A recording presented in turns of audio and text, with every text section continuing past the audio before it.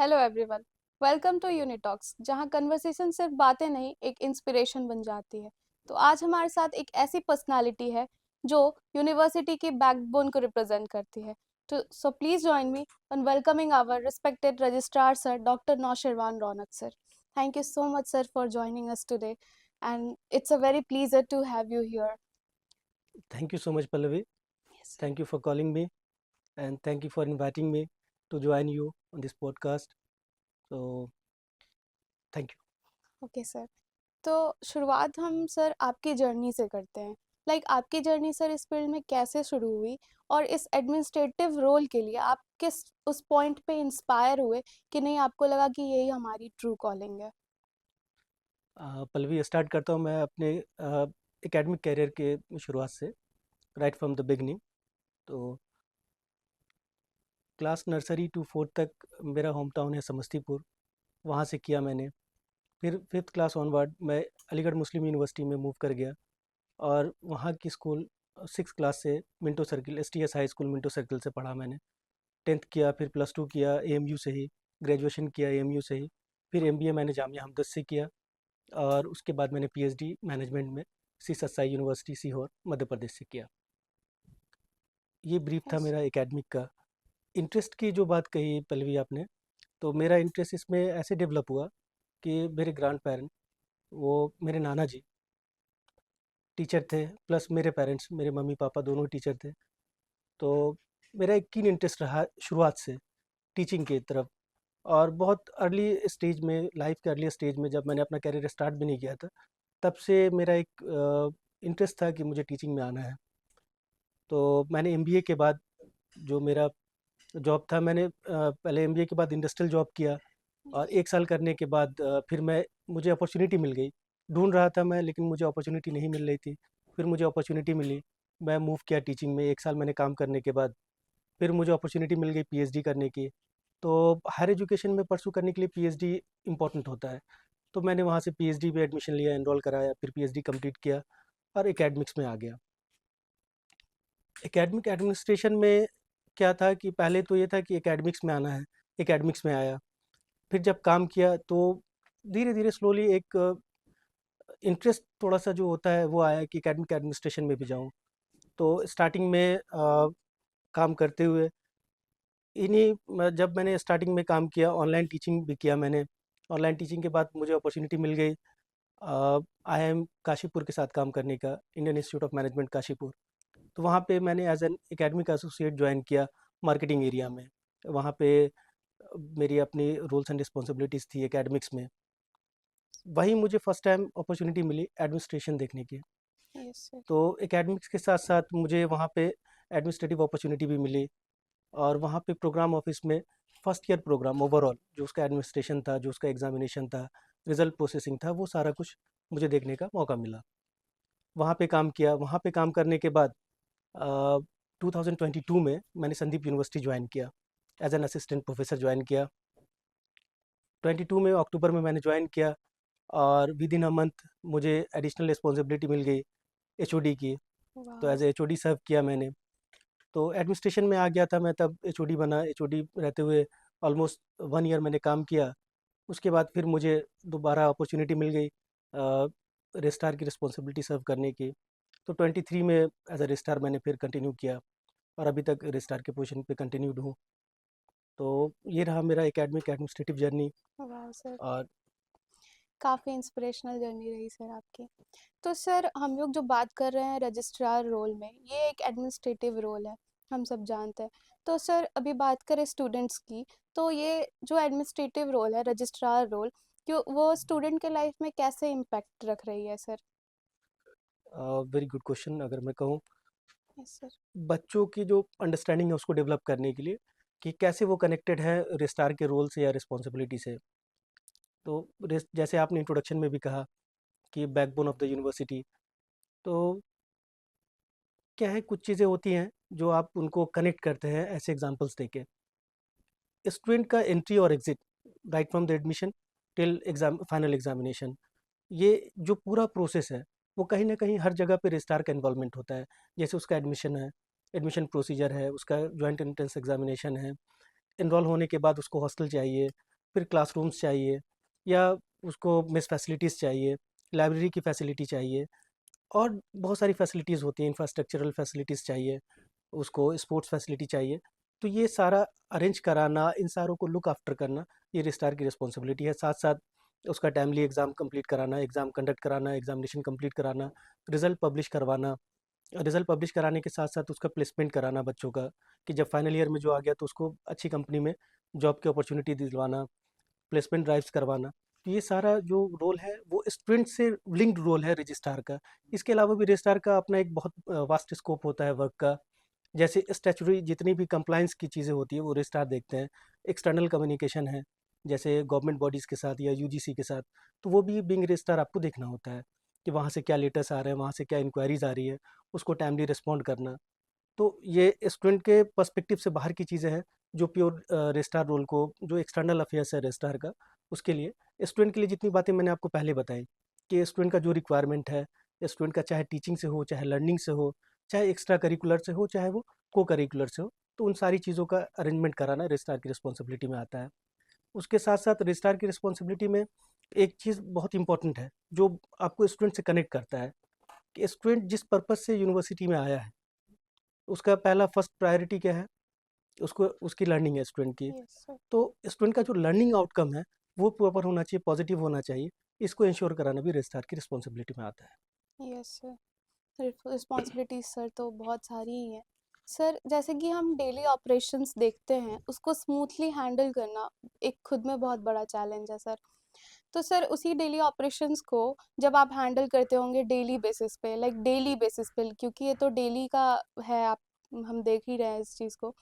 तो सर वहाँ पे आप क्या मेजर चैलेंजेस आपको लगता होगा कि नहीं ये तो बहुत ज़्यादा मतलब हेवी स्ट्रेस देने वाला लगता होगा सर एक उस वर्ड चीज़। है बेटा, आप लोग शायद थोड़ा अगर मैनेजमेंट पढ़े होंगे तो यस उसमें सर। आता है, इकोनॉमी ऑफ स्केल बोलते हैं उसको। Yes sir. कि कोई चीज़ करते करते जब काम करते हैं या प्रोडक्शन करते हैं तो स्पीड अप हो जाता है उसका, यस क्वालिटी सर। से विदाउट कंप्रोमाइजिंग द क्वालिटी आपका प्रोडक्शन सही रहता है, अच्छा रहता है।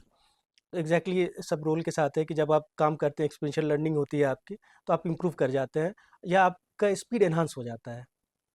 तो चैलेंजेस अगर आप कहेंगे तो चैलेंजेस तो डेली बेसिस यस पे सर। चैलेंजेस हैं बहुत सारे, क्योंकि कुछ फिक्स नहीं है कि क्या कौन सा ही काम आएगा। आपके पास रिपीटेड वर्क का चांसेस है, लेकिन ऐसा नहीं है कि आज जो मैं काम कर रहा हूँ वो कल ही रिपीट हो जाए, एग्जैक्टली सर। और ऐसा भी नहीं है कि आज मैं जो काम कर रहा हूँ वो कल रिपीट ना हो।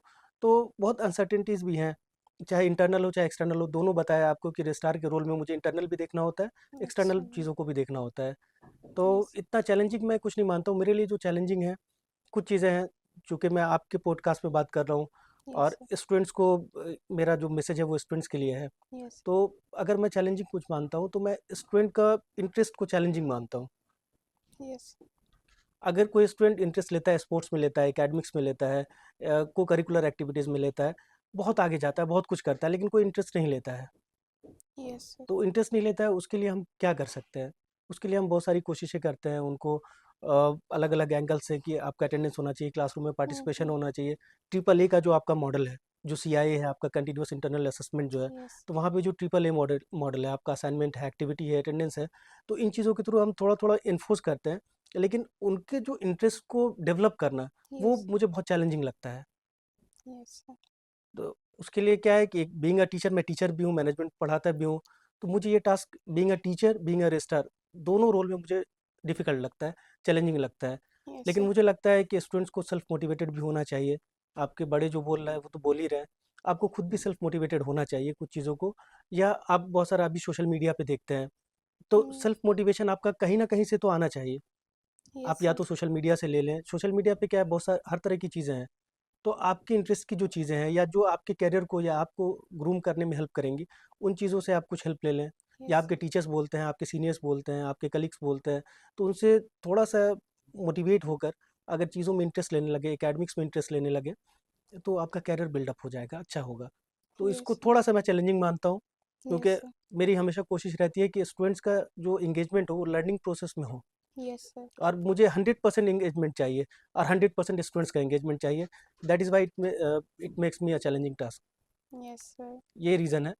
तो अदरवाइज़ स्टूडेंट इंटरेस्ट भी लेते हैं, अच्छा करते भी हैं, ऐसा नहीं है कि अच्छा नहीं करते हैं, इंटरेस्ट नहीं लेते हैं, इंटरेस्ट भी लेते हैं, लेकिन मुझे 100% इंटरेस्ट चाहिए, 100% बच्चों का, यस। इसलिए मुझे थोड़ा चैलेंजिंग लगता है ये। यस सर, आप जितना एफर्ट्स दे रहे हैं सर, डेफिनेटली स्टूडेंट समझेंगे इस चीज़ को।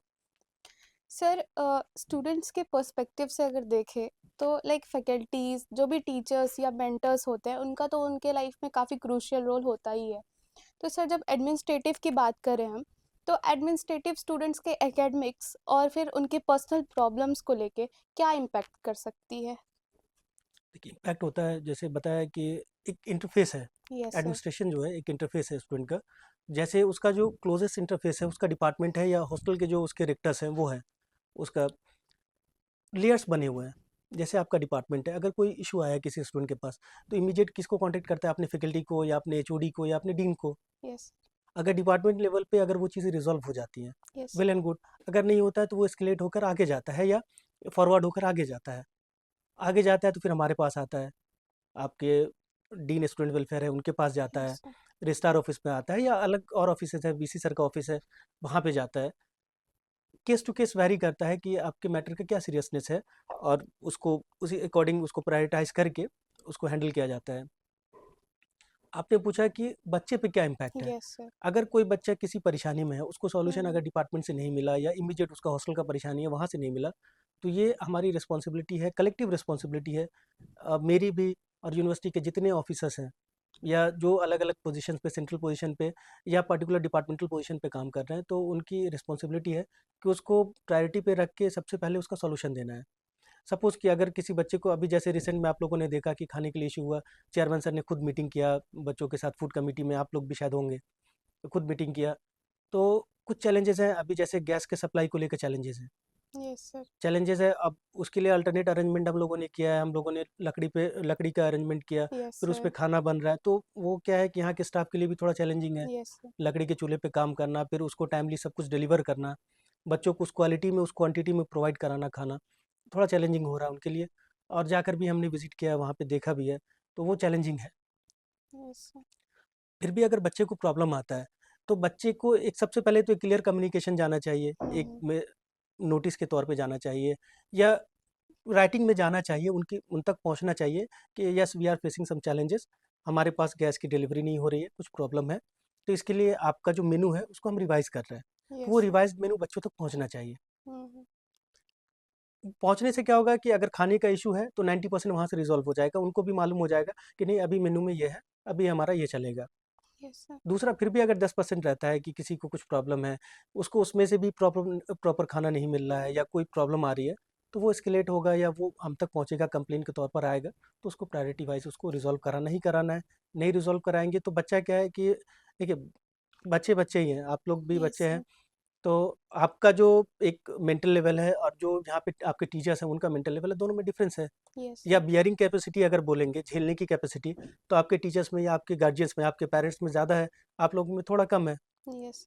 क्योंकि आपकी अंडरस्टैंडिंग अभी डेवलप होनी है। Yes sir. आप धीरे-धीरे ग्रूम हो रहे हैं, डेवलप हो रहे हैं, अभी और डेवलप होना है।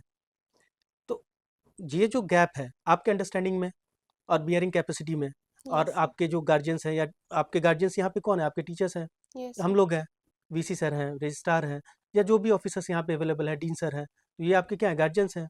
यस तो सर। उनकी बियरिंग कैपेसिटी और उनके अंडरस्टैंडिंग और आप दोनों के अंडरस्टैंडिंग में जो डिफरेंस है, तो उसके लेवल पे लाकर आपको जो भी सॉल्यूशन, प्रॉपर सॉल्यूशन है उसको प्रोवाइड कराकर, हमारी प्रायोरिटी ये होती है कि उसको सॉल्व करके आपको फिर वापस आपकी जगह पे भेजा जाए, ताकि आपको वो प्रॉब्लम दोबारा ना रिपीट हो। Yes sir. तो जो खाने का जो भी इशू था, खाना नहीं मिल रहा था, तो प्रायोरिटी पे चेयरमैन सर ने उसका अल्टरनेट अरेंजमेंट करवाया। और रोटी का जैसे प्रॉब्लम था, तो जो भी मशीन लाना है या पीलर का प्रॉब्लम था, सारी प्रॉब्लम्स को वन डे रिजॉल्व करके चेयरमैन सर ने और क्लोज कर दिया। Yes sir. तो क्यों किया? क्योंकि आप अगर इन चीज़ों में उलझे रहेंगे, आप हम्म। सोचेंगे कि हमें खाना प्रॉपर नहीं मिला, तो आपको खाना प्रॉपर नहीं मिलेगा, तो आपका ग्रोथ सही नहीं होगा यस या सर, आपका हेल्थ एकेडमिक्स डिस्टर्ब पे। होगा, और हेल्थ डिस्टर्ब होगा तो डायरेक्ट आपका एकेडमिक्स यस डिस्टर्ब सर। होगा। सर। तो हमारा क्या है कि एकेडमिक्स प्रायोरिटी है, और उस एकेडमिक्स को प्रायोरिटी में रखते हुए जो उसकी सपोर्टिंग एक्टिविटीज़ हैं, जो सपोर्टिंग चीज़ें हैं, उसको भी हमें टॉप क्लास रखना है, अच्छे से रखना है, वेल मेंटेन रखना है। आपकी किसी तरह की प्रॉब्लम हो, ये तो मैंने एक एग्जांपल लिया खाने का प्रॉब्लम, आपके यस। हेल्थ से रिलेटेड हो या किसी भी चीज़ से रिलेटेड प्रॉब्लम हो, उसको प्रायोरिटी पे रखें, हमें रिजॉल्व करना है। इस तरह यस से क्या सर। है कि हम डायरेक्टली या इनडायरेक्टली, डायरेक्टली या लेयर्ड में हम कनेक्टेड हैं अब हर स्टूडेंट से।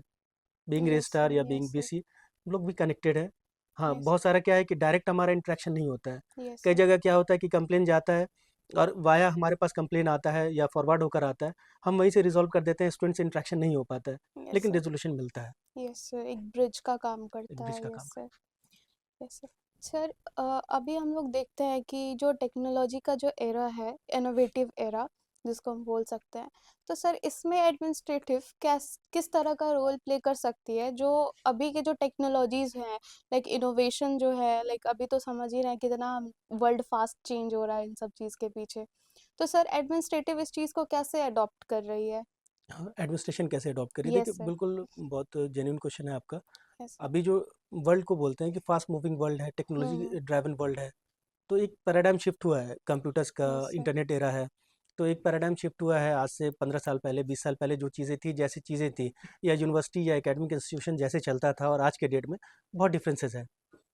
हम लोग ऑटोमेशन को अडॉप्ट कर रहे हैं, ऑटोमेशन की चीज़ें ऑटोमेट हो जाए। जैसे आपका देखा होगा, आप लोगों ने खुद ही एक्सपीरियंस किया होगा, आपने जब एडमिशन लिया होगा तो आपका डेटा इनपुट हुआ होगा, यस सर, आपका रिकॉर्ड मेंटेन होता है ईआरपी पे। उसी तरह आप जब एग्जामिनेशन फॉर्म भरते हैं तो आपका एग्जामिनेशन फॉर्म भी कैसे भरा जाता है, ईआरपी के थ्रू आपका यस सर, एग्जामिनेशन फॉर्म भरा जाता है। यस सर, आपका रिजल्ट पब्लिश होता है तो ईआरपी के थ्रू पब्लिश होता है।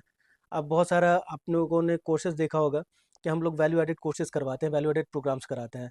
तो वैल्यू एडेड प्रोग्राम्स में भी क्या है कि टेक्नोलॉजी ड्राइवन प्रोग्राम्स भी बहुत सारा करवाते हैं, या आपको वर्चुअल मोड पे भी करवाते हैं।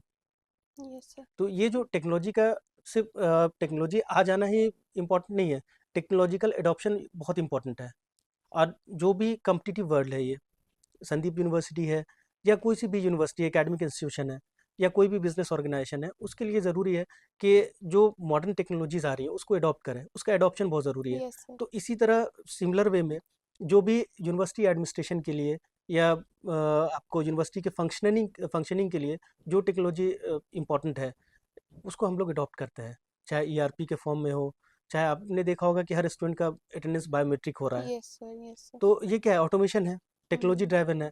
तो इन चीज़ों को हम अडॉप्ट करते जाते हैं और टाइमली हम लोग उसको अडॉप्शन टाइमली अडॉप्शन कर रहे हैं, जिसकी वजह से क्या है कि संदीप यूनिवर्सिटी एक मॉडर्न यूनिवर्सिटी के शेप में उभर कर आया है।